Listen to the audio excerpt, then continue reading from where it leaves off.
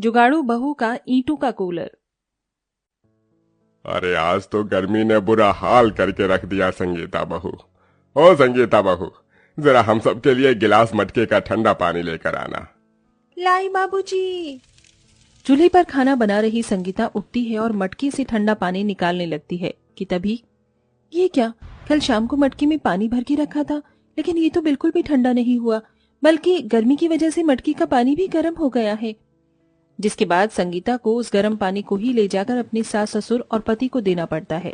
जैसे ही वो लोग उस पानी को पीते हैं, अरे बहू, तुझे मटके का ठंडा पानी लाने के लिए कहा था, ना कि गर्म पानी।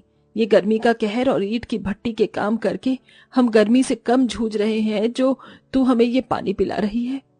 क्या करूं माँ जी, मैं तो मटके में पानी ठंडा होने के लिए ही रख कर आई थी, लेकिन सारा का सारा पानी गर्मी की वजह से गर्म हो गया। ये गर्मी ना हो गई हम गरीबों के लिए तो आजाब हो गया। न जाने ये गर्मी का मौसम आता ही क्यों है। अपने पति और सास ससुर की बात सुन संगीता को उनके लिए काफी बुरा लगता है, जिसके बाद वो सभी ना चाहते हुए भी उस गर्म पानी को पी लेते हैं। ऐसे ही शाम होती है और हर रोज की तरह संगीता अपने घर के आंगन में लगे पौधों को पानी दे रही होती है। संगीता के आंगन में ढेर सारे पौधे, घास थी। संगीता सबको पानी दे ही रही होती है कि तभी वो देखती है, ये क्या, इतनी गर्मी हो रही है, लेकिन फिर भी ये सारी घास और इसकी मिट्टी इतनी ठंडी है। अरे हाँ, जब मैं छोटी थी तो मेरी टीचर ने कहा था कि जमीन के अंदर की मिट्टी हमेशा ठंडी ही रहती है। अगर मैं इनकी मदद से पानी को ठंडा रख पाई तो मेरे परिवार वाले भी इस गर्मी में ठंडा पानी पी सकते हैं।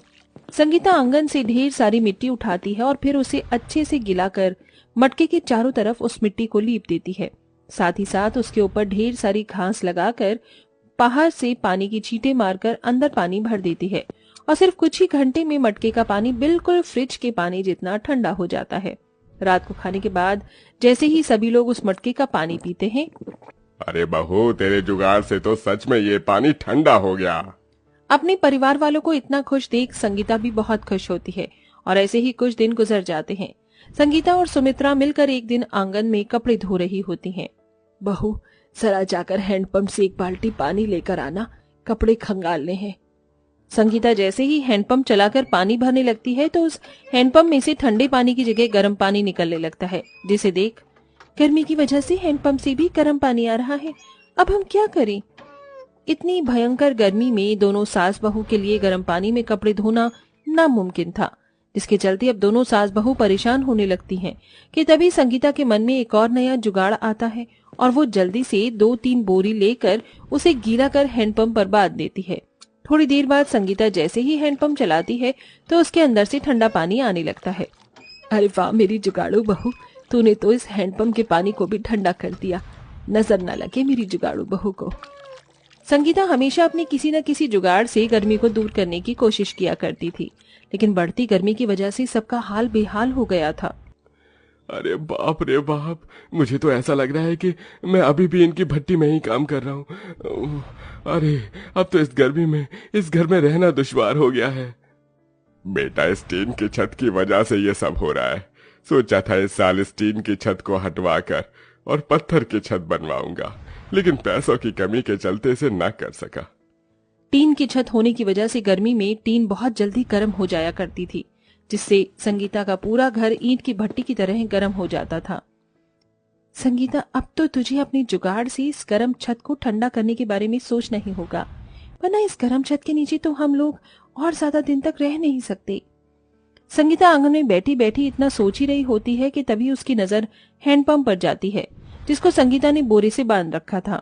ये देख संगीता के मन में एक और नया जुगाड़ आता है और वो एक एक कर बोरियों को गीला करके अपनी टीन की छत पर रख देती है और उसके ऊपर ढेर सारी मिट्टी डाल देती है, जिससे अब गर्मी की वजह से उन लोगों की टीन की छत गर्म नहीं होती थी।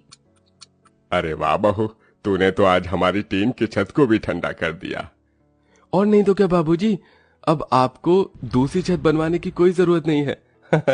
आप लोगों की जुगाड़ू बहू और मेरी जुगाड़ू पत्नी ने इस टीन की गर्म छत को भी ठंडा करके रख दिया।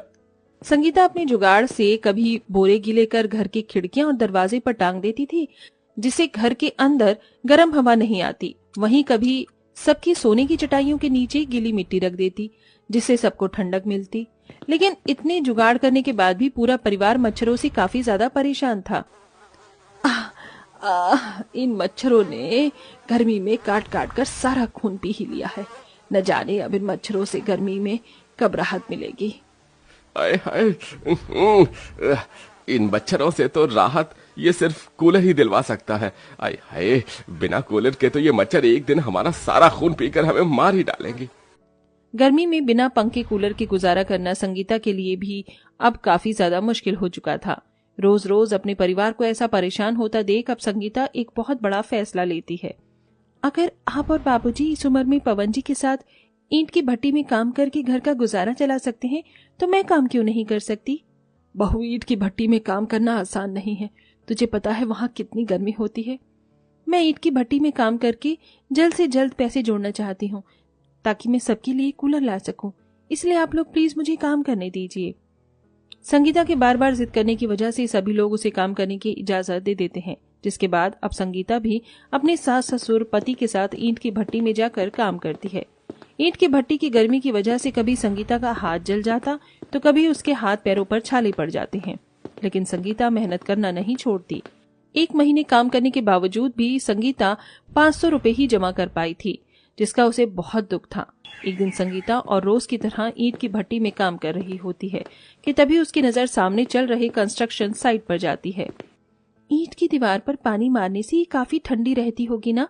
पुराने जमाने में लोग ईंट और कच्ची मिट्टी के घरों में रहते थे, इसीलिए उन्हें गर्मी नहीं लगती थी। 1 मिनट, अरे ये चीज मैंने पहले क्यों नहीं सोची? संगीता के मन में ईंट की दीवार को देखकर जुगाड़ आता है, जिसके बारे में वो सबको बताती है। संगीता, तुम क्या कह रही हो? भला ऐसे कैसे हो सकता है? क्यों नहीं हो सकता? ईंट की 4 दीवारें बनकर तैयार कर सकती हैं, तो इनका कूलर क्यों नहीं? हम घर में ईंट की 4 दीवारें बनाएंगे और उसी बीच में से काट कर उसके अंदर एक मोटर फिक्स कर देंगे, जिससे हमारा ईंट का कूलर पूरा बनकर तैयार हो जाएगा। बहू जो कह रही है वो होगा या नहीं ये तो मुझे नहीं पता, लेकिन हम कोशिश तो जरूर करेंगे। क्या पता बहू की इस जुगाड़ और हमारी कोशिश से हमें गर्मी से छुटकारा मिल जाए। सुमित्रा और संगीता की बात सुन पवन और रघु इस बात के लिए मान जाते हैं, जिसके बाद अब संगीता सबके साथ मिलकर ईंट की मदद से कूलर के आकार का ढांचा तैयार करती है और उसके अंदर मोटर लगाकर उसके चारों तरफ गीली मिट्टी और घास एक कपड़े की मदद से बांध देती है और उस पर पानी छिड़क देती है, जिससे जैसे ही अब वो लोग प्लग लगाकर बटन चालू करते हैं तो उस ईंट के कूलर के अंदर से बिल्कुल ठंडी ठंडी हवा आती है। बहू, इस ईंट के कूलर के अंदर से तो बिल्कुल असली कूलर की ठंडी ठंडी हवा आ रही है। हाँ माँ जी, और हमें तो इसके अंदर पानी भरने की भी जरूरत नहीं है। हम बस इसकी दीवारों को गीला कर देंगे और ये ठंडी हवा देंगी। आज तो सच में मेरी जुगाड़ू बहू ने कमाल कर दिया। मेरी तो भगवान से यही प्रार्थना है कि हर जन्म में मुझे तेरी जैसी जुगाड़ू बहू मिले। संगीता के ससुराल वाले उसके इस जुगाड़पंती के लिए काफी ज्यादा तारीफ करते हैं। इसी के साथ अब जब भी कोई संगीता के घर पर आता तो उसका बना हुआ जुगाड़ का ईंट का कूलर देखकर हैरान रह जाता। संगीता बहू, तेरा ईंट का कूलर तो सच में काफी ज्यादा बढ़िया है। हम लोग भी तुम्हारी तरह ही गरीब परिवार से हैं। अगर तुम हमारे लिए भी ऐसे ही ईंट का कूलर बनाओगी तो ज्यादा नहीं, लेकिन मैं तुम्हें थोड़े पैसे तो दे ही दूंगी।